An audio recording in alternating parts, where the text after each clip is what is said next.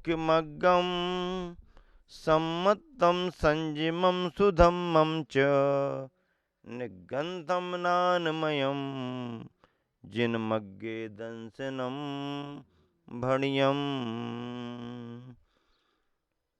दंसई मोक्षमग्गम सम्मत्तम संयमम सुधम्मम च निगंथम नानमयम जिन मग्गे दंसनम भनियम। जो सम्मत्तम सम्यक तो संयमम संयम च और सुधम्मम सुधर्म का मोक्ष मग्गम मोक्ष मार्ग दंसई दिखलाता है। किस किस का? सम्यक दर्शन का, संयम का और सुधर्म का मोक्ष मार्ग दिखलाता है। तथा निगंथम निर्ग्रंथ परिग्रह रहित अवस्था नानमयम ज्ञानमय है। वह जिन मग्गे जिन मार्ग में दंसनम भनियम दर्शन कहा गया है, जिन मार्ग में इसे दर्शन कहा गया है। पहले दर्शन का अर्थ मुनि की मुद्रा और उनकी नियमावली, उसी बात को फिर सम्यक दर्शन, संयम और सुधर्म। सम्यक दर्शन का भी एक स्वरूप है, सम्यक दर्शन में भी एक भावना है। सम्यक दर्शन के भावों के साथ, उन परिणामों के साथ जीव की परिणति भी दिखती है, जीव की प्रवृत्ति भी दिखती है।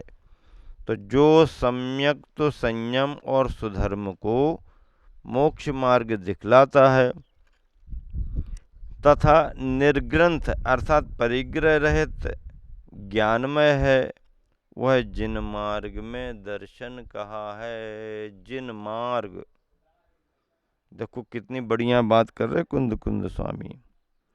मार्ग को जिन मार्ग कहा। कौन से मार्ग को? संसार के मार्ग को कि मुक्ति के मार्ग को? मुक्ति के मार्ग को जिन मार्ग कहा।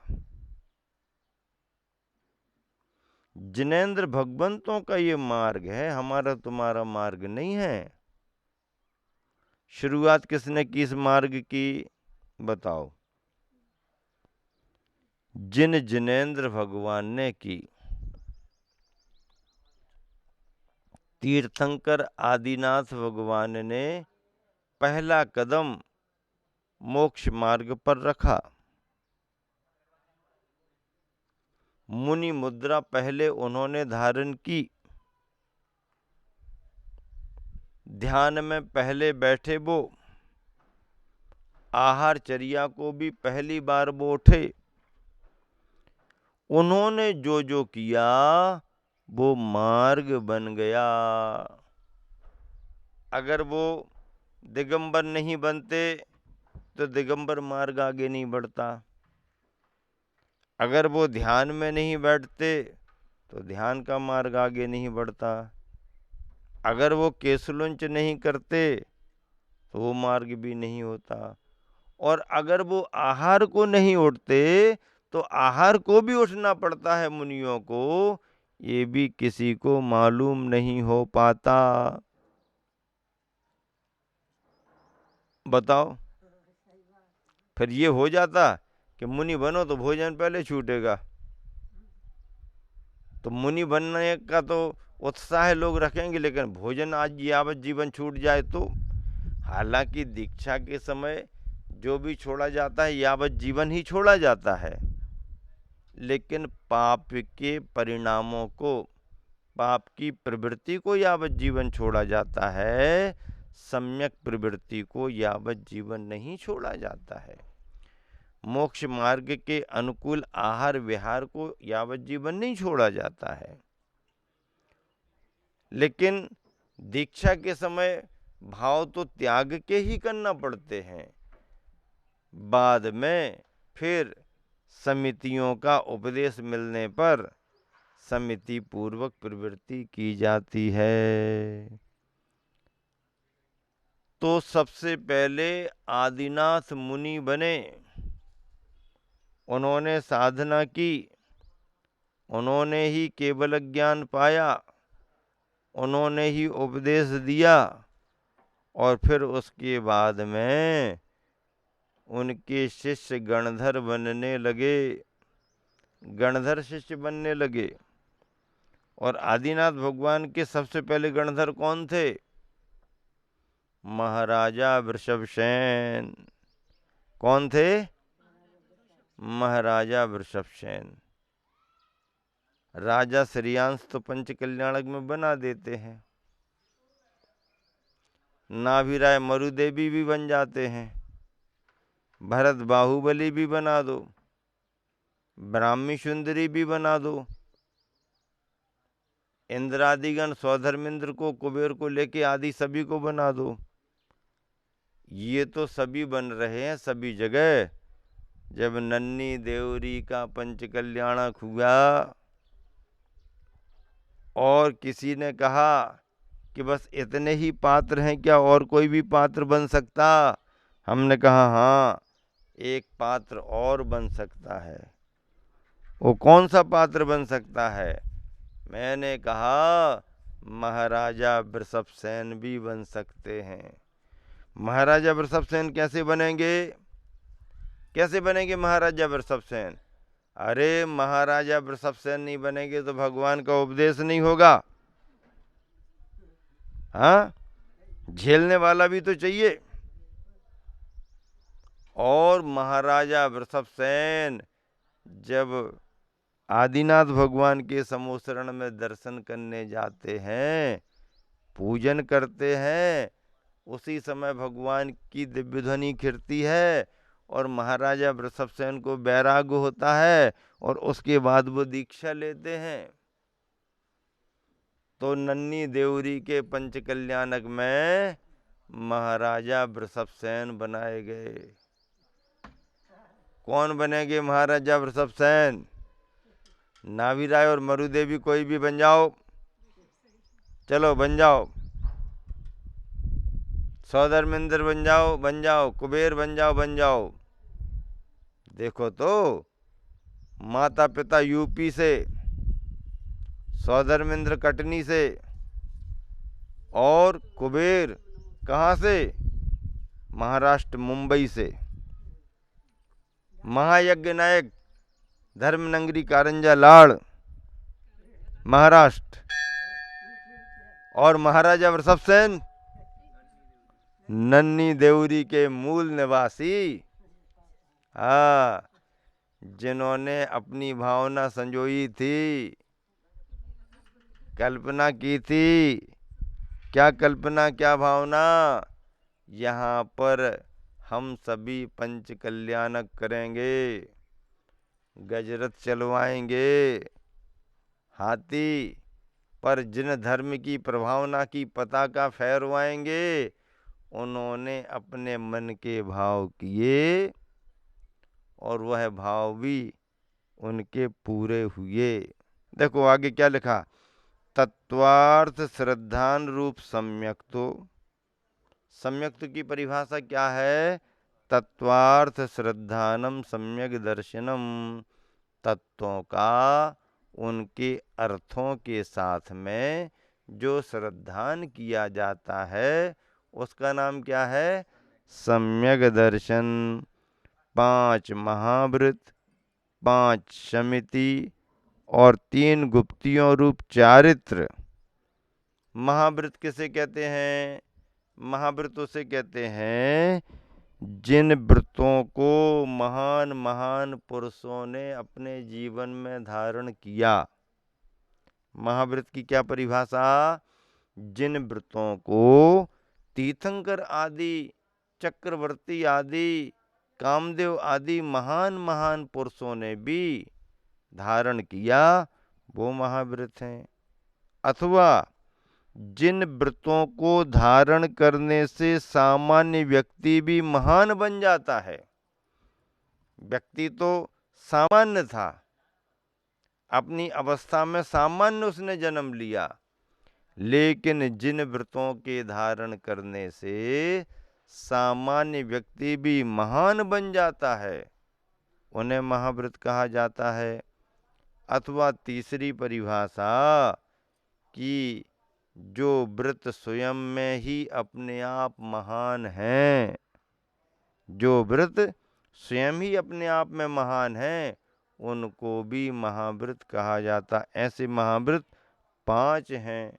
5 पापों का आजीवन त्याग करना, 5 समितियां। समिति किसे कहते हैं? सावधानी का नाम समिति है।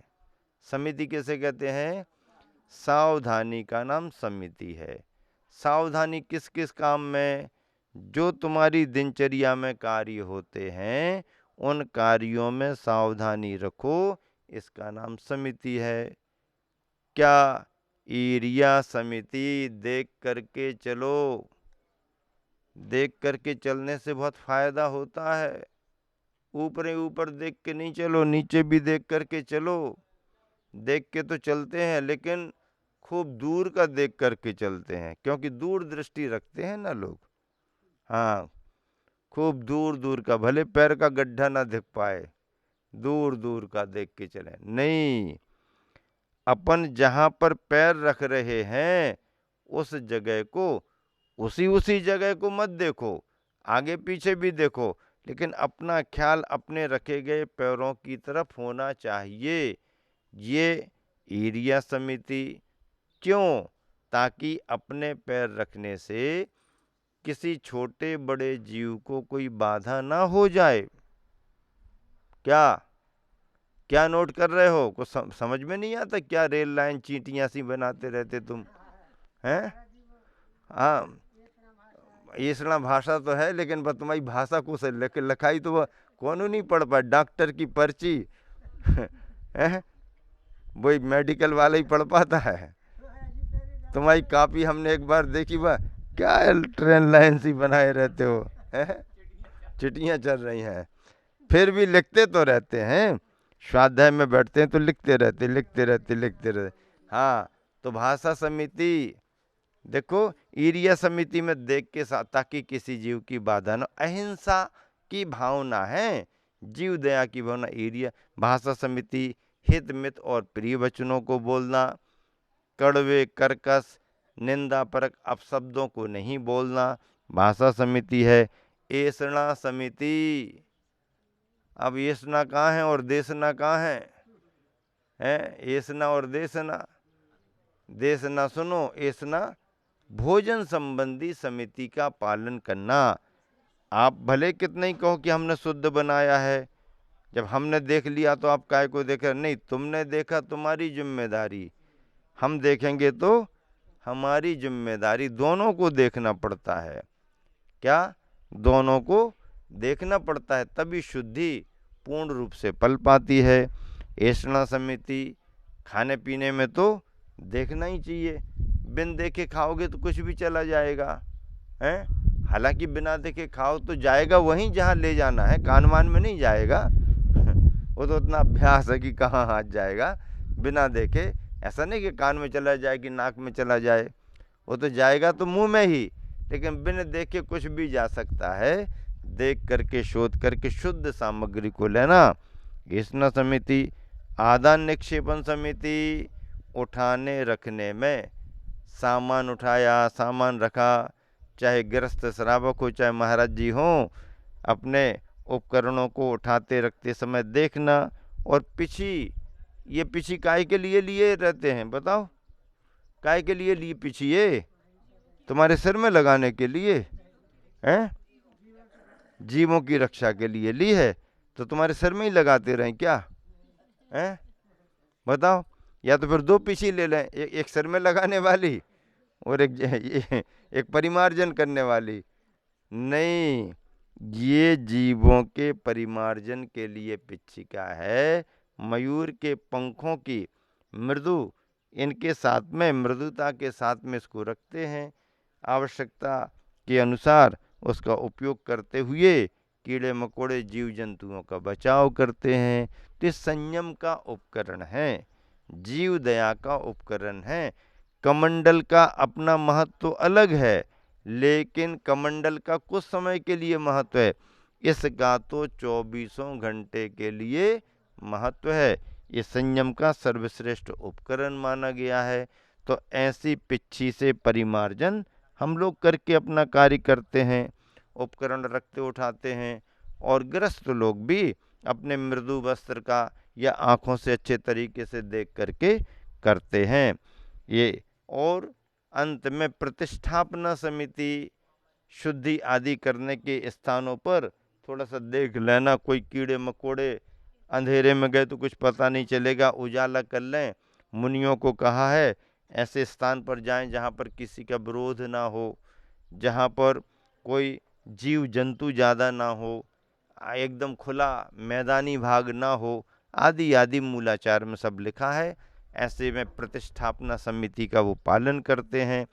3 गुप्तियाँ, मन वचन काय को नियंत्रित रखना, चार्य तथा अनशन आदि 12 प्रकार के तप, 6 अंतरंग 6 बहिरंग रूप सुधर्म, यह मोक्षमा, यह दर्शन निर्ग्रंथ है, बाह्य और आभ्यंतर परिग्रह से रहित है, ज्ञानमय है, सम्यक ज्ञान से रचा हुआ है, सर्वज्ञ वीतराग देव के द्वारा प्रतिपादित जिन मार्ग में इसी को दर्शन कहा है, अर्थात निर्ग्रंथता ही जिन मुद्रा ही दर्शन है। पद्य अनुवाद पढ़िएगा, मिलान करें।